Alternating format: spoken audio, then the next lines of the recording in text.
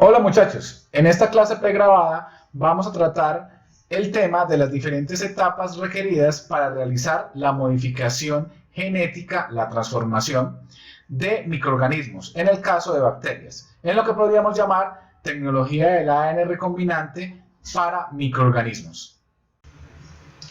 En general, la ingeniería genética, o de manera mucho más técnica, tecnología del ADN recombinante, implica diferentes esfuerzos de los investigadores y de los desarrolladores de productos biotecnológicos en diferentes aspectos, como cuáles. En primer lugar, es necesario obtener una gran cantidad de moléculas de ADN, de dobles cadenas de ADN, y se requiere, por tanto, muchas veces a partir de pequeñas cantidades de ADN, generalmente fragmentado mediante restrictasas, poderlos introducir en los llamados vectores de clonación. ¿Para qué? Para multiplicarlos y así poder manipular después la recombinación de los genes para obtener organismos genéticamente modificados.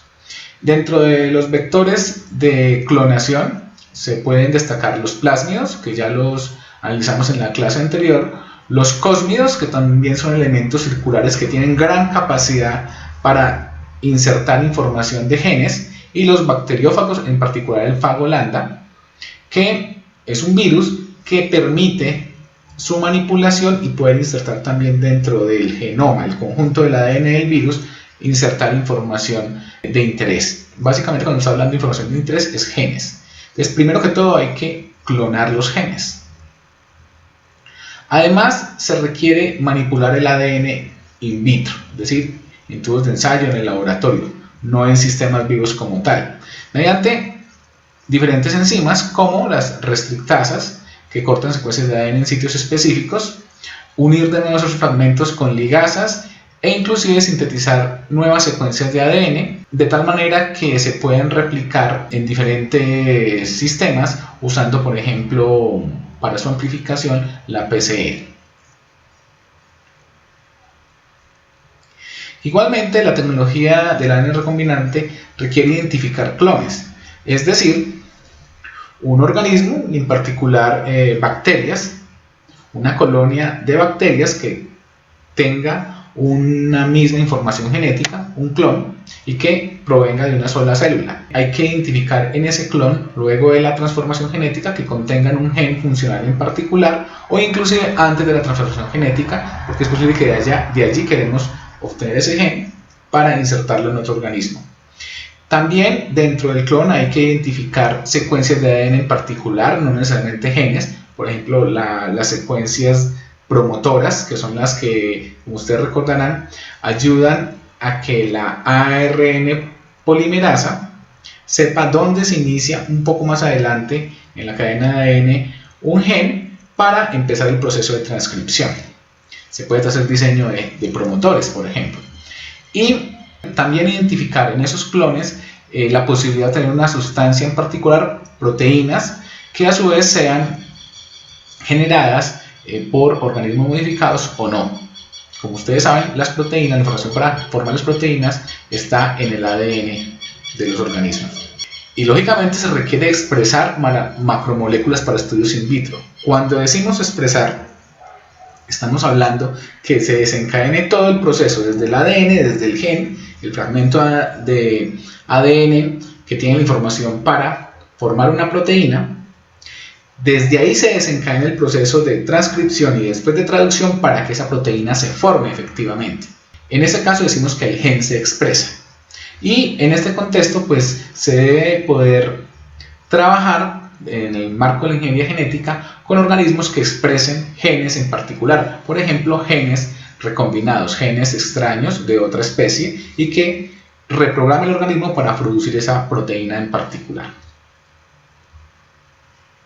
Y todo eso al final conlleva a generar organismos modificados genéticamente, ya sean microorganismos o, como lo vamos a ver en la siguiente clase, plantas transgénicas. Vamos a iniciar con una descripción breve de las diferentes etapas requeridas para la modificación genética de microorganismos, en el caso de bacterias. Aunque debemos recordar que otros microorganismos como las levaduras o los hongos filamentosos son organismos eucarióticos, es decir, que tienen en su núcleo la información genética organizada en forma de cromosomas, mientras las bacterias son organismos procarióticos, no tienen un núcleo definido y por lo tanto todo el material genético, el cromosoma bacteriano, está en suspensión en el citoplasma. Lógicamente, sin la barrera del núcleo es más fácil modificar un organismo que cuando tiene un núcleo definido, como en el caso de los eucariotas. E inclusive, como vamos a ver más adelante, hay una diferencia entre la estructura de los genes de los procariotas con la estructura de los genes de los eucariotas.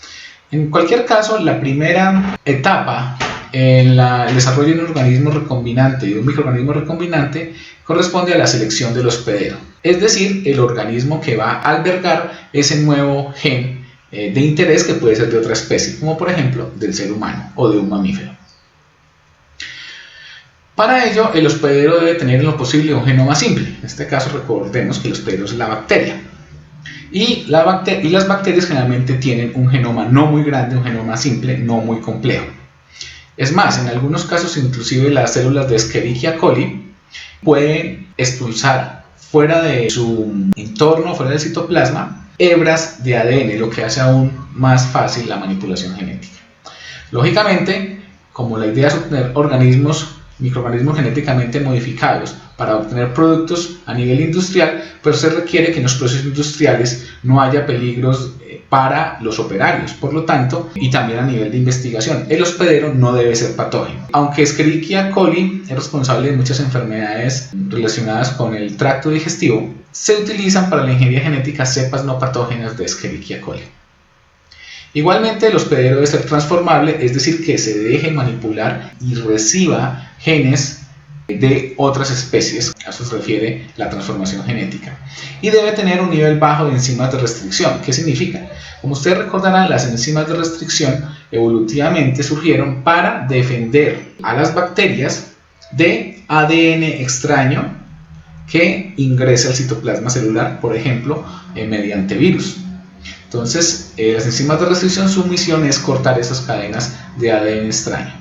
Si el organismo hospedero tiene un bajo nivel, tiene baja concentración de estas restrictasas, pues lógicamente entonces va a ser más fácil manipularlo genéticamente.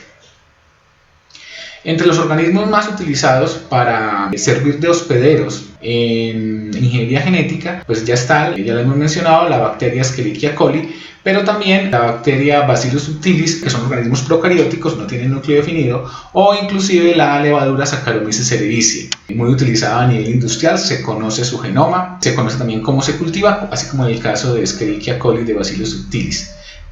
La segunda etapa en la modificación genética de microorganismos corresponde a la obtención del gen de interés, entendiendo como gen de interés aquel fragmento de ADN que codifica la formación, o sea que lleva las instrucciones para la formación o la síntesis de una proteína en particular, y que esa proteína sea, por ejemplo, el producto que se quiere obtener a partir del organismo modificado genéticamente.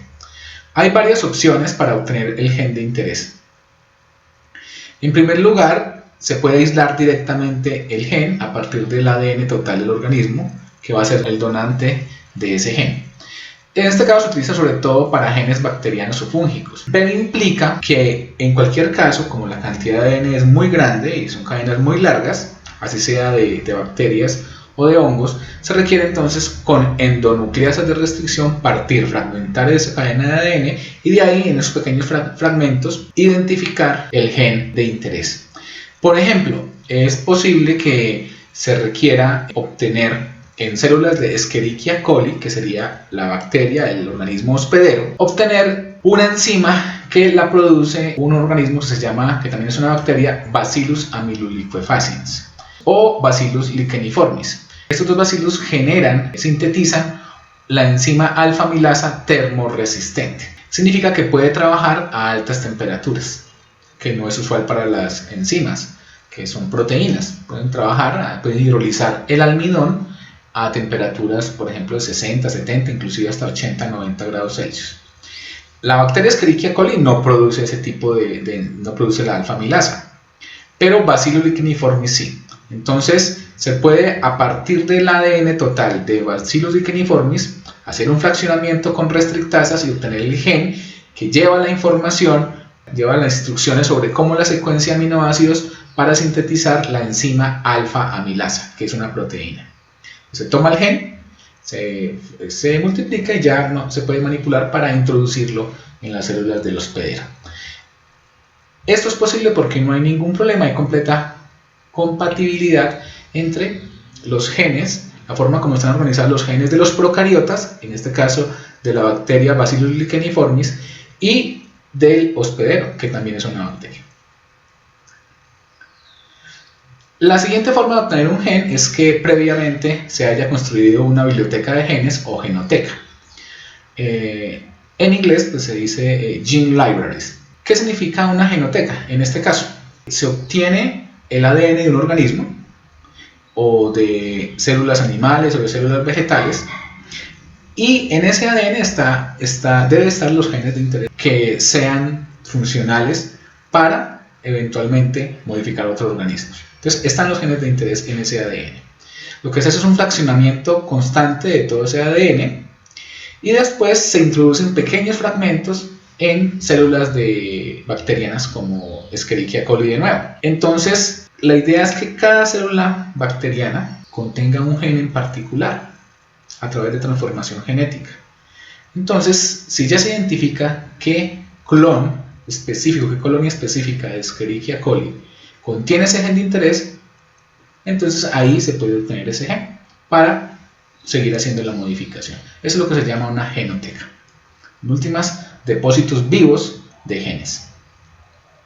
La otra opción es la obtención de genes a partir del ARN mensajero. Esto se lleva a cabo sobre todo en el caso de organismos eucarióticos, es decir, cuando el gen de interés está contenido en un organismo eucariótico, es decir, que tiene un núcleo definido y que ese ADN está organizado en diferentes cromosomas. Eso implica que se obtiene de esos organismos eucarióticos no el gen en forma de ADN, sino el transcripto del gen. ¿El transcripto del gen qué es? Es el fragmento de ARN mensajero que lleva la información luego de la transcripción para sintetizar la proteína. ¿Y por qué hacer el proceso a partir del ARN mensajero y no desde el ADN del organismo eucariótico? Entonces, eso se debe a la forma como están organizados los genes de los eucariotas. En un gen de un procariota, es decir, de una bacteria, pues tenemos la cadena de ADN como tal, digamos en dirección 5', 3' y en dirección 3', 5'. Tenemos una secuencia llamada promotora que en ingeniería genética se designa mediante una flecha. Y recordemos que este promotor es una pequeña secuencia de ADN que le indica a la ARN polimerasa, digamos que esta sea la ARN polimerasa, que más adelante, muy cerca del promotor, de la secuencia promotora, empieza un gen, es decir, empieza la secuencia codificante del gen. ¿Qué significa? Que acá, a través de los nucleótidos por codones, pues empieza siempre con ATG, que es la cadena complementaria, todos los nucleótidos que dicen de 3 en 3 qué aminoácidos se deben tomar más adelante para formar la proteína. Y al final, pues lógicamente hay una secuencia de terminación o stop codon, el codón de finalización. Esta secuencia le indica a la ARN polimerasa cuando se va desplazando en esta dirección, le indica cuándo debe parar la transcripción. Y ustedes recordarán que aquí se forma entonces el ARN mensajero bajo la acción, pues, lógicamente cuando llega acá, de la ARN polimerasa.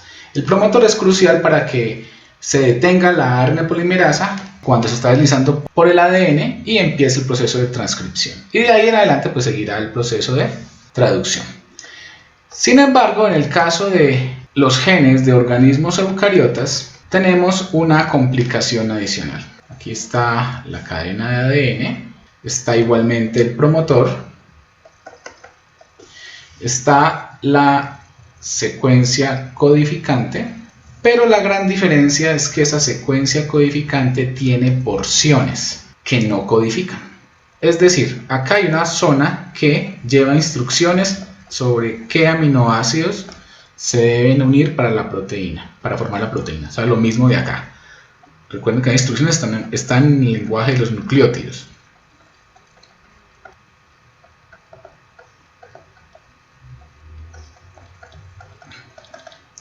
Pero hay otras zonas que no codifican nada. Estas zonas de acá no dan instrucciones sobre qué aminoácidos se debe unir uno con otro ya en el proceso de traducción. Sin embargo, pues también tiene nucleótidos, lógicamente. Todo esto es ADN. Después viene otra zona codificante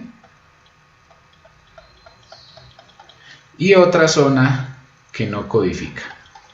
Y todo eso hace parte de un mismo gen. Estas zonas que codifican se llaman exones y las zonas que no codifican se llaman intrones. Y lógicamente al final pues tenemos la secuencia de terminación. Entonces de nuevo la ARN polimerasa se detiene justo en el promotor, después avanza ya hacia la zona donde empieza el gen para formar la cadena de ARN mensajero. Pero esta cadena de ARN mensajero va a formarse a partir del molde de esta zona, incluyendo los exones, pero también los intrones. Entonces aquí tenemos una zona que codifica, otra zona que codifica, otra zona que codifica la secuencia de terminación, y esta zona, la secuencia de terminación, y esta zona que no codifica. El ARN mensajero, antes de llegar a los ribosomas, entonces sufre un proceso de maduración, que en inglés se conoce como splicing. Splicing viene del verbo to splice. Splice es coser, coser en máquina de coser. Entonces, como coser, remendar. Entonces, ¿qué ocurre acá? Después del proceso de splicing, el ARN mensajero pues viene más corto, y en ese proceso de splicing, estas zonas correspondientes a los intrones se remueven, y entonces quedamos con la primera zona que codifica, la segunda zona que codifica, y la tercera zona que codifica más el codón de finalización. Y este ya es un ARN maduro que va al proceso de traducción en los ribosomas. Entonces, ¿cuál es la dificultad para que de un organismo eucariota se extraiga el gen para introducirlo en las bacterias? Pues que va a incluir los intrones, y esta información no es reconocida por el aparato celular de la bacteria. Y por lo tanto, si se obtiene un ARN mensajero, se va a obtener después una proteína que no va a ser la que se desea en realidad. ¿Por qué? Porque esa proteína va a estar con estas zonas de acá. Porque la bacteria, que es el organismo hospedero, no tiene este proceso de maduración. Debido a eso, lo que se hace entonces es, a partir del ARN maduro del organismo eucariótico, se parte de acá, no de acá, que ya ha sufrido el proceso de splicing, y ahí sí se hace el proceso de obtención de ADN a partir de ARN mensajero. Como ustedes recordarán, se utiliza entonces transcriptasa inversa más ADN polimerasa para obtener entonces ahí sí una secuencia de ADN codificante con sus 3 secciones y sin intrones. Entonces esta es una de las grandes dificultades cuando tenemos la necesidad de obtener genes de eucariotas para expresarlos, para que trabajen en bacterias que son procariotas. Entonces por eso hay que obtener el gen, pero con ayuda de transcriptasa inversa.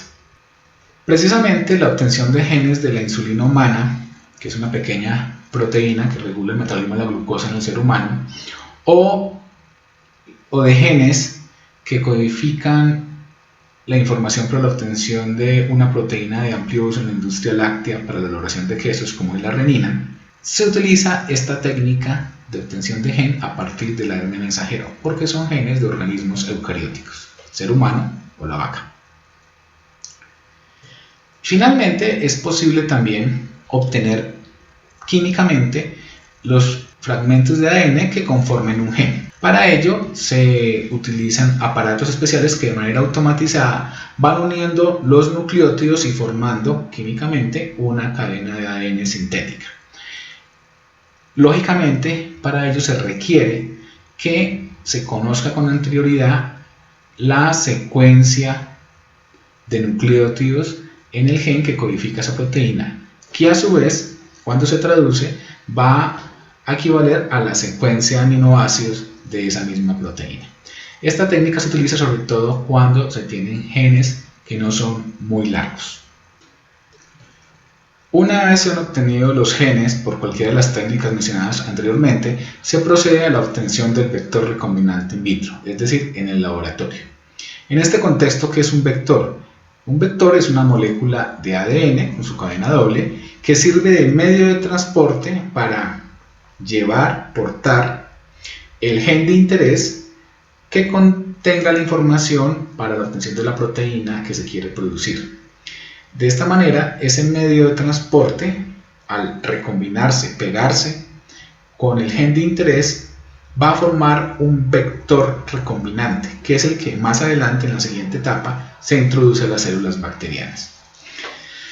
Vectores hay de diferentes tipos, pero deben de tener una serie de exigencias para su uso en ingeniería genética.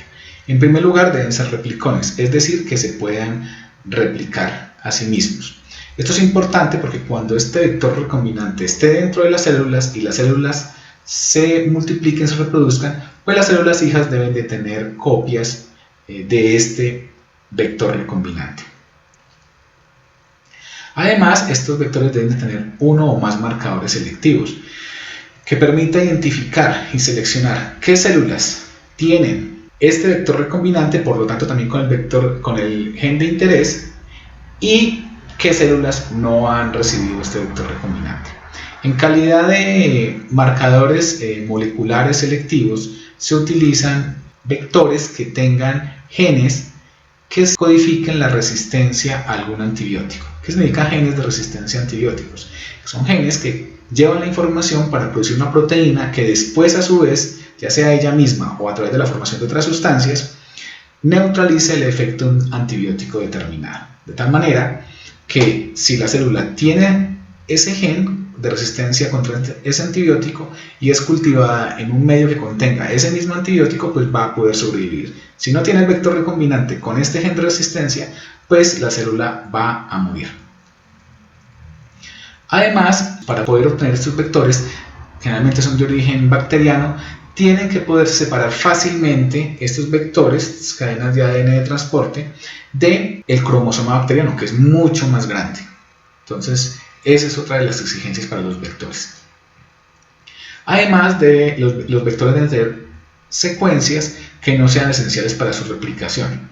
Es decir, los vectores son también cadenas de ADN, se deben de tener algunos lugares, algunas porciones que se puedan remover, pero que al removerse el vector no pierda la capacidad de formar copias de sí mismo, que eso es vital para la tecnología del ADN recombinante. Precisamente en ese lugar, en ese espacio vacío que quedó, se puede ingresar el gen de interés que se quiere llevar a las células bacterianas. Además, los vectores deben tener como mínimo un sitio de restricción.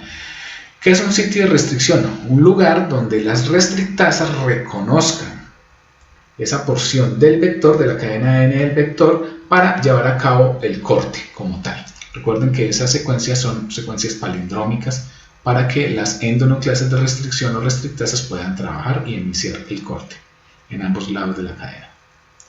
Y finalmente, en el caso de los vectores de expresión, es decir, los que se utilizan para modificar y transformar bacterias, porque también hay vectores de clonación, que es para multiplicar, son genes, deben existir promotores regulables. Recordemos que los promotores son aquellas secuencias de ADN que están justo antes de una sección codificante de un gen y en el cual la ARN polimerasa se detiene para iniciar el proceso de transcripción justamente en la porción siguiente, es decir, donde está la secuencia codificante del gen. Se forma la ARN mensajera.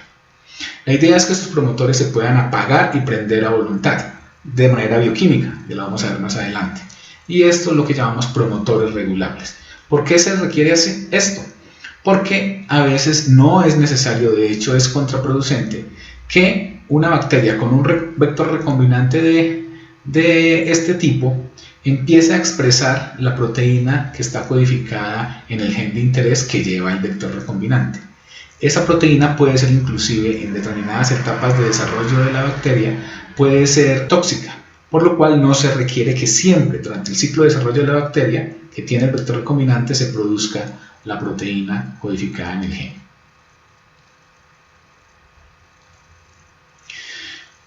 En calidad de vectores se utilizan sobre todo los plásmidos, en particular el plásmido PBR322 que fue obtenido de la bacteria Escherichia coli y que por lo tanto va a ser compatible si se introduce en la misma bacteria, en la bacteria de la misma especie.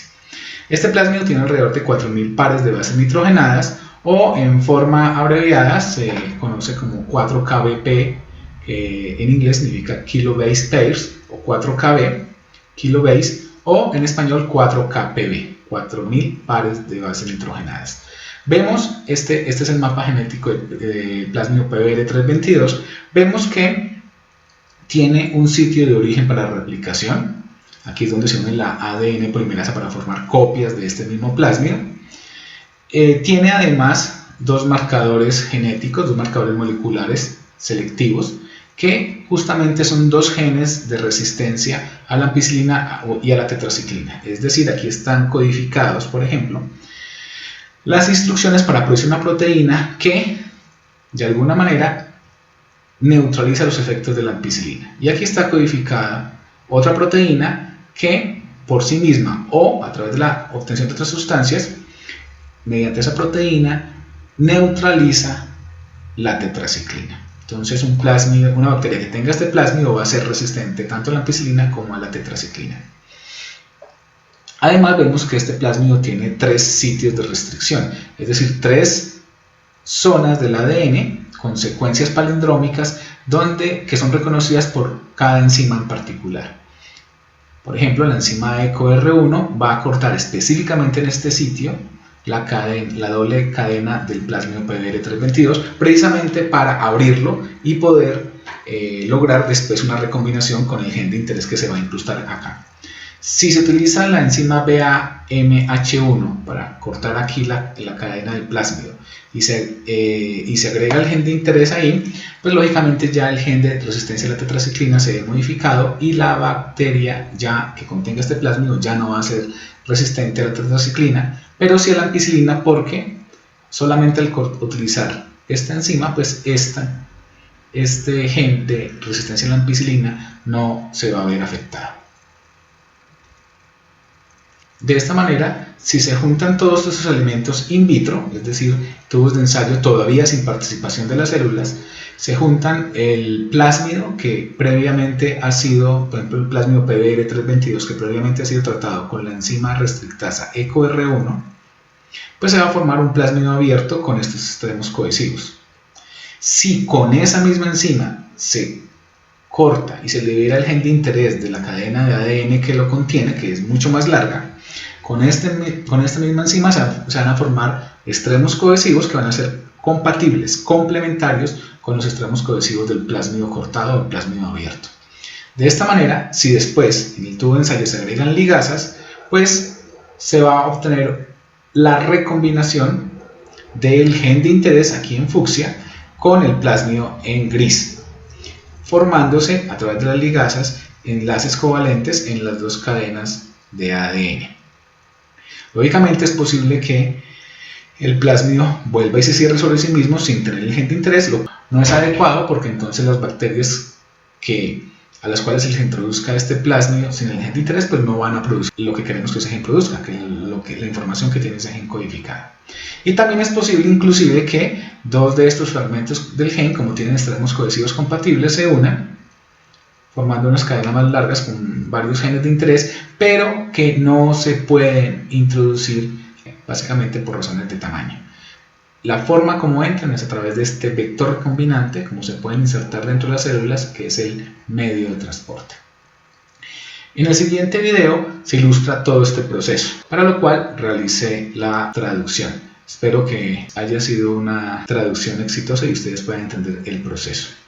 Además, pues tenemos una voz seductora en la narración de este video.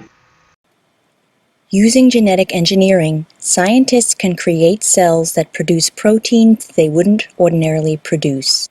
For example, circular pieces of DNA, called plasmids, found inside bacterial cells, can be engineered to make such proteins as human insulin by inserting the gene that codes for that protein. Special enzymes called restriction enzymes, which recognize, bind to, and cut specific DNA sequences, are used to open up a plasmid in preparation for the insertion of a gene. Some restriction enzymes leave the DNA with uneven ends, also known as sticky ends, shown here. If the gene we wish to insert and the plasmid are both cut with the same enzyme, these sticky ends will be complementary, meaning they will readily bond with one another. In a follow-up reaction, gene fragments, cut plasmids, and an enzyme that connects DNA fragments are mixed together.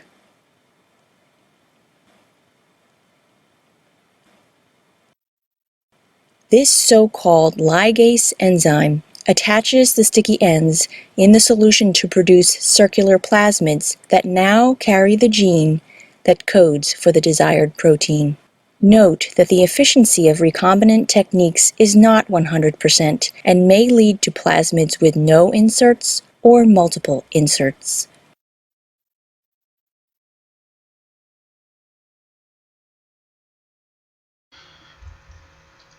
Una vez se obtiene el vector recombinante in vitro, ahora sí requerimos de la participación de las células vivas, es decir, de un proceso in vivo.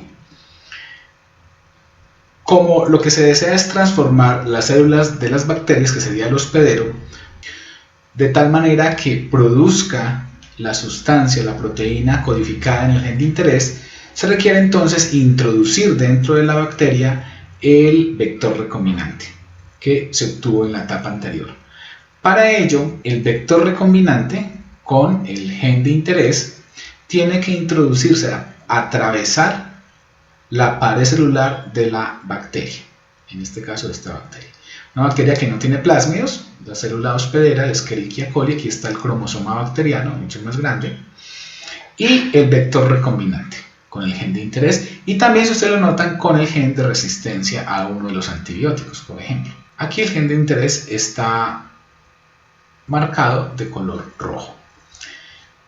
Cuando la célula acepta, recibe, asimila el vector recombinante con el gen de interés, se dice que está transformada. En este contexto, transformación se refiere a la modificación genética de las células a través, en este caso en particular, del vector recombinante, que es un plásmido. Pero una célula naturalmente no deja entrar un elemento tan relativamente grande como es el vector recombinante, tenga o no tenga el gen de interés. Por ello se requiere preparar la célula para que generalmente forme orificios o se vuelva más permeable y entre el vector recombinante. Esas células que están capacitadas para recibir el vector recombinante se llaman células competentes. Y en general existen dos métodos para llevar a cabo la transformación de estas células y convertirlas en células competentes, es decir, dispuestas a recibir el vector recombinante. Uno de ellos es la transformación química, en la cual se adicionan sales como cloruro de magnesio, cloruro de potasio, y se mantienen las células durante un cultivo de 24 horas a 4 grados Celsius. Eso hace que la permeabilidad de la pared celular, que recuerden ustedes que la pared y la membrana celular están formadas, tienen proteínas transmembranales, tienen receptores, pero también sobre todo tienen una bicapa lipídica.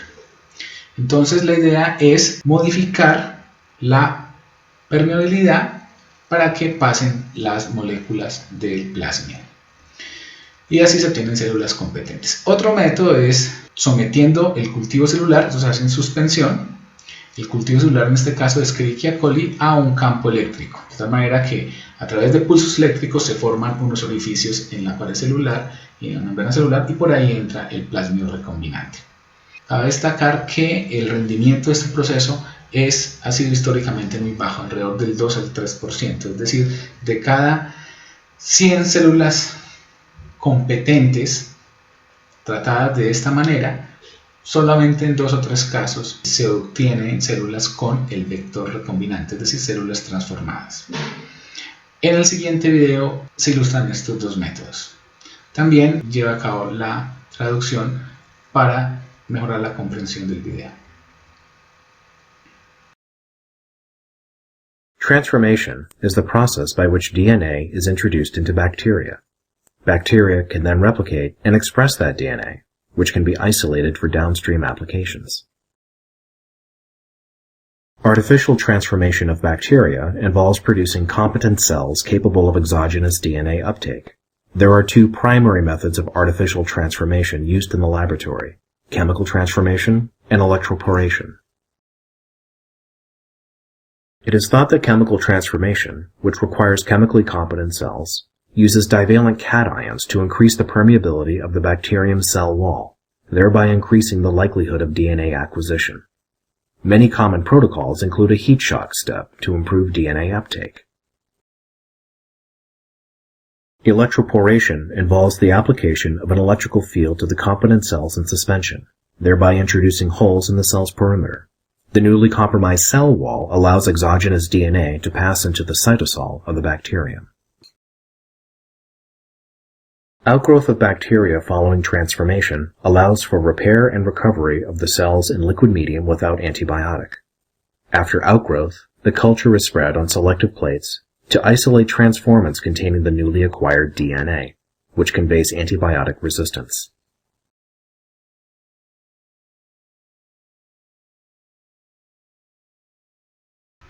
Una vez obtenidas las células transformadas de las bacterias, es decir, las que contienen el vector recombinante con el gen de interés, es necesario separarlas, identificarlas y separarlas de las células no transformadas, las que no tienen el vector recombinante. Estas células no van a estar capacitadas para sintetizar la proteína que está codificada en el gen de interés, mientras esta sí. ¿Cómo entonces separar unas de otras? Pues haciendo uso de los marcadores selectivos o marcadores moleculares o marcadores genéticos que estaban en el vector original, en este caso el plásmido PBR322 original. Para ello se cultivan las células en un medio que contiene, además de los nutrientes para su crecimiento y desarrollo, contiene ampicilina.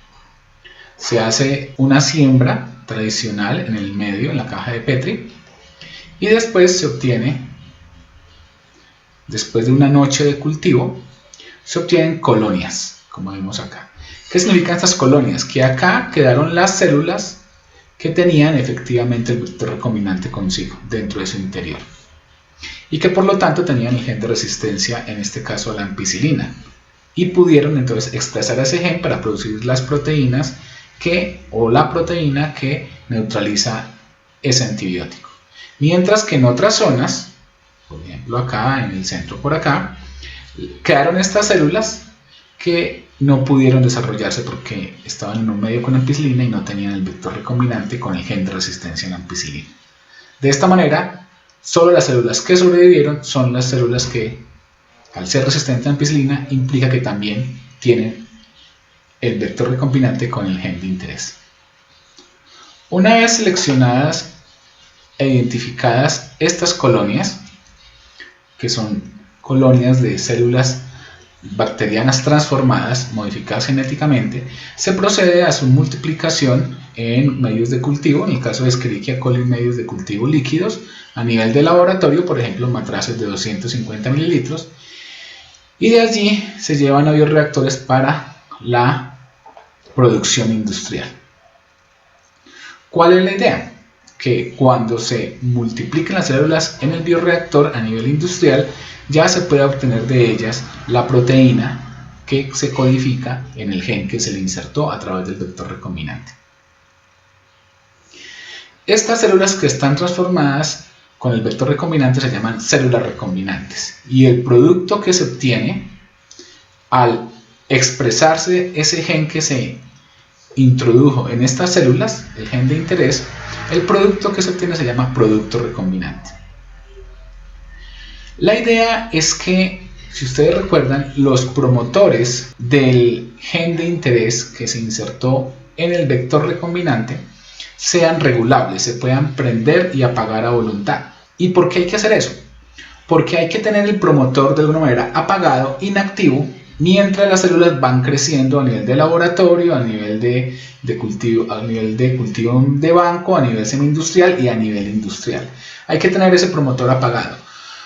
Porque al ser células modificadas genéticamente, y si se induce que produzcan, que expresen el gen de interés y formen el producto recombinante, la proteína recombinante, van a crecer más lentamente. Y como lo dije antes, inclusive esa proteína o ese producto de interés puede ser tóxico para las células. Por eso hay que esperar hasta tener una cosecha de células suficientemente grande, es decir, una concentración alta de células transformadas, de células recombinantes de la bacteria, en el tanque de fermentación, para ahí sí proceder a activar, a prender el promotor. ¿Y eso qué implica?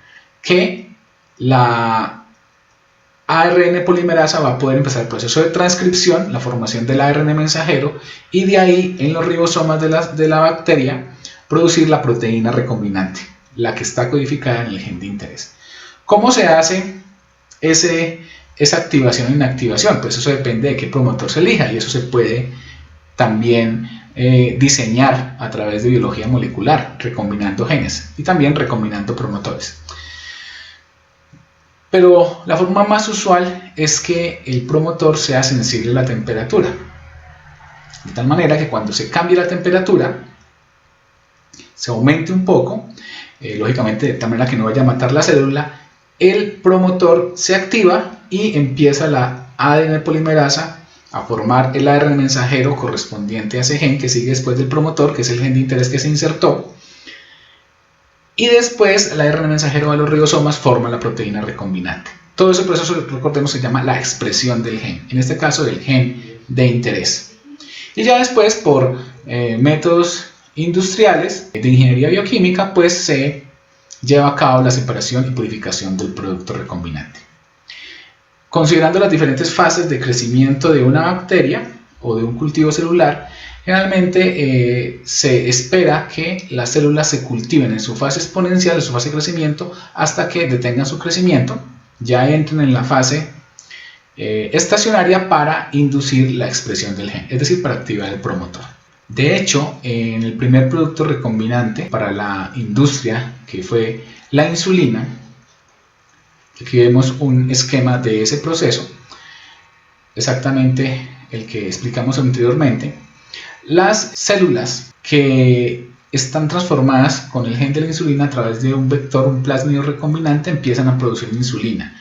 Pero la insulina, en una primera etapa, en una primera parte de la tecnología, se acumulaba en el citoplasma. Cuando se expresaba el gen en grandes cantidades, se formaba una cantidad apreciable de insulina, que podía llegar a ser inclusive hasta el 80% de la proteína total de la bacteria. Imagínense el choque y el estrés metabólico que puede tener la bacteria con esa programación que se le hizo al introducirse el gen de interés. Y esa cantidad tan grande de insulina inclusive se cristalizaba dentro del citoplasma, formando cuerpos de inclusión, así se llamaron. Y esos cuerpos de inclusión lógicamente eran tóxicos para la célula y la mataban. Pero ya no importaba, porque ya se había cultivado suficientes células, y para después activar el promotor, estimular la expresión del gen y formar esta insulina.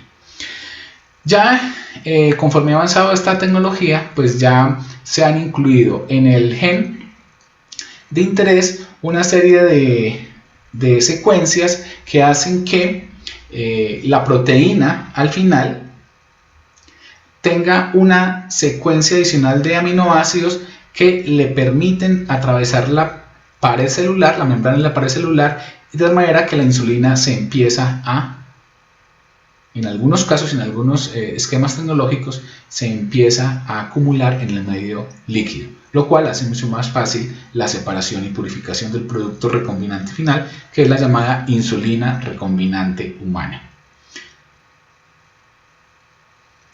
De esta manera aquí tenemos algunos productos tradicionales de la ingeniería genética en el sentido de tecnología del ADN recombinante para la modificación de bacterias con genes de organismos, por ejemplo, de mamíferos.